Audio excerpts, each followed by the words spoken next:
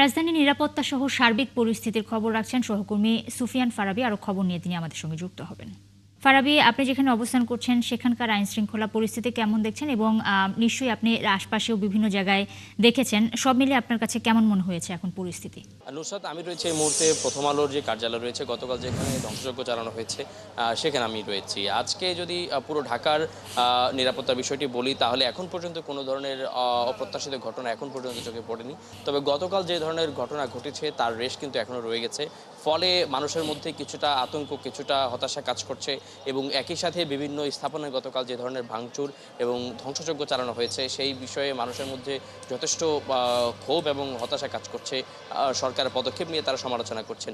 আমি এই মুহূর্তে রয়েছি প্রথম আলোর যেখানে আগুন দেওয়া হয়েছিল সেই প্রথম আলো ভবনটির সামনে। কিছুক্ষণ আগেই এখানে প্রথম আলোর যারা কর্মীরা রয়েছেন, তা প্রথম আলোর সম্পাদক সহ মতিউর রহমান তিনি এসেছিলেন। তিনি সহ প্রতিষ্ঠানটির যতজন কর্মী রয়েছেন অধিকাংশ তারা এসেছেন এবং তারা একটি 1 মিনিটের সময়ের মধ্যে 1 থেকে 2 মিনিটের মধ্যে তারা একটি ছোট পরিসরে মানববন্ধন করেছেন। সেখানে তারা বারবার বলার চেষ্টা করেছেন যে এই ধরনের এই গণমাধ্যমের উপর এই ধরনের ধ্বংসাত্মক আক্রমণ আসলে দেশের বাক স্বাধীনতা এবং দেশের গণতান্ত্রিক যাত্রাকে আসলে বাধাগ্রস্ত করার একটা প্রয়াস। এবং তাদেরকে আমরা দেখেছি তারা যথেষ্ট ভীত সন্ত্রস্ত এবং তারা ভাবছেন তারা আসলে এই প্রদর্শনীর সামনে এসে তারা আসলে এই পোড়া বাড়িটি দেখে তারা কিছুটা আবেগ আপ্লুত হয়ে পড়েন। আমরা তাদের পক্ষ থেকে একজন কথা বলেছেন, সাজ্জাদ শরীফ, প্রতিষ্ঠানটিতে নির্বাহী সম্পাদক পদে কাজ করছেন। তিনি আমাদেরকে বলেছেন যে নির্বাচনকে আসলে বাধাগ্রস্ত করা এবং সেই সাথে বর্তমান সরকারের যে ইমেজ রয়েছে সেটিকে সংকটাপন্ন করার জন্যই এই ধরনের হামলা চালানো হয়েছে এবং এটি হঠাৎ ঘটে যাওয়া কোনো ঘটনা হিসেবে তারা দেখছেন না। তারা বলছেন যে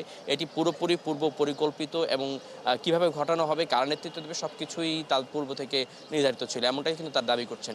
তারা বলছেন যে এই দ্রুত সময়ের মধ্যে যদি প্রথম আলোর কার্যালয়ে যারা হামলা করেছে তাদের ভাষ্য অনুযায়ী পরিকল্পনা মাফিক যে হামলা হয়েছে এটি যদি সকলকে যদি আইনের আওতায় না আনা হয় তাহলে দেশের যেই গণমাধ্যম রয়েছে গণমাধ্যমের উপর এই ধরনের হামলা চলতেই থাকবে। তাদের পক্ষ থেকে স্পষ্ট করে দাবি জানানো হয়েছে যত দ্রুত সম্ভব যারা এর সঙ্গে জড়িত আছে প্রত্যেককে যেন আইনের আওতায় আনা হয়। এই ছিল নুসরাত আমার কাছে থাকা সর্বশেষ খবর। ফারাবী, আরেকটা বিষয় একটু জানতে চাই।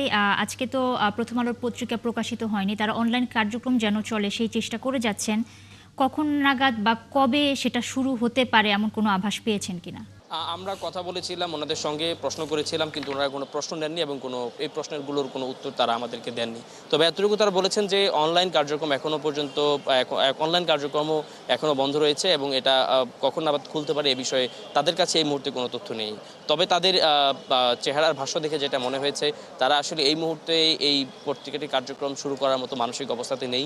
তারা হয়তো আরেকটু সময় নিতে পারেন। একই সঙ্গে আমরা জানতে চেয়েছিলাম যে প্রধান উপদেষ্টার সঙ্গে প্রথম আলো সম্পাদক এবং ডেইলি স্টার সম্পাদক তথা মতিউর রহমান এবং মাহফুজা নামের কথা হয়েছে, সেই সম্পর্কিত আমরা একটি প্রশ্ন রেখেছিলাম, কিন্তু এই প্রশ্নটিও তারা এড়িয়ে গেছেন। তারা এই বিষয়ে কোনো কথা বলতে চাননি, বরং তারা চেয়েছেন যে কথাগুলো তারা বলতে চেয়েছেন শুধুমাত্র সেইগুলোই বলেছেন, কোনো ধরনের প্রশ্ন নেননি। অনেক ধন্যবাদ ফারাবী আপনাকে। দর্শক, প্রথম আলোর কার্যালয়ের সামনে থেকে সুফিয়ান ফারাবী আমাদের সাথে যুক্ত হয়েছিলেন।